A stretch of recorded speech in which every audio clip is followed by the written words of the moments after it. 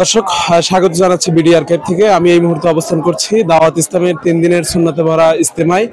ইজতেমাটি হচ্ছে ঢাকার এয়ারপোর্ট এলাকার আশুকরা হাজি ক্যাম্প এশিয়ান সিটি এলাকায়।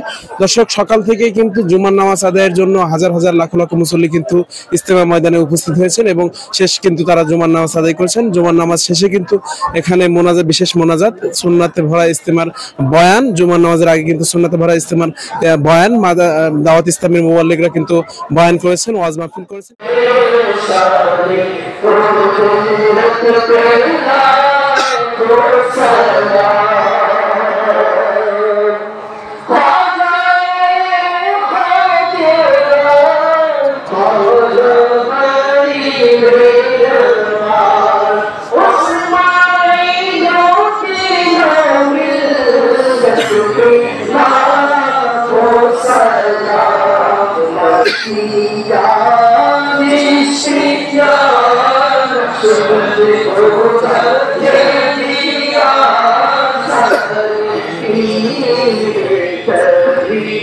সর্বশেষ এখানে কিন্তু জুমার নামাজ শেষে মিলাদ মাহফিলের মাধ্যমে, মিলাদে মুস্তফা মিলাদ মাহফিলের মাধ্যমে এখানে কিন্তু মিলাদ মাহফিল শেষে কিন্তু বিশেষ মোনাজাতের ব্যবস্থার মাধ্যমে কিন্তু আজকে জুমার নামাজ শেষ হয়।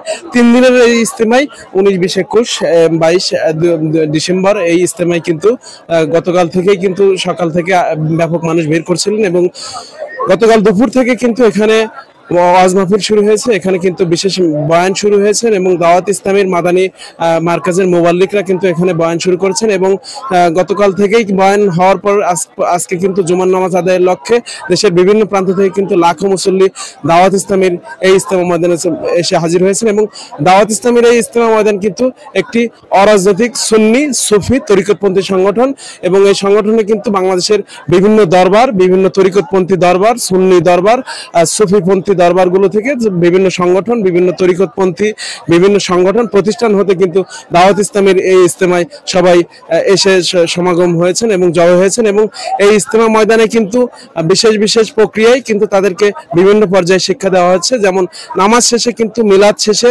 এখানে কিন্তু প্র্যাকটিক্যাল নামাজের প্রশিক্ষণ দেওয়া হচ্ছে এবং এখানে দাফন কাফনের প্রশিক্ষণ সহ বিভিন্ন ইসলামের বিভিন্ন দিক নিয়ে কিন্তু আলোচনা করা হবে। দাওয়াত ইসলামের মুবাল্লিগদের সাথে সকালবেলা থেকে এসে আমরা কথা বলে যা জানতে পেরেছি যে এখানে তারা কিন্তু আমাদেরকে যেমনটি জানিয়েছেন যে এটি একটি অরাজনৈতিক সুন্নি সুফি তরিকতপন্থী সংগঠন।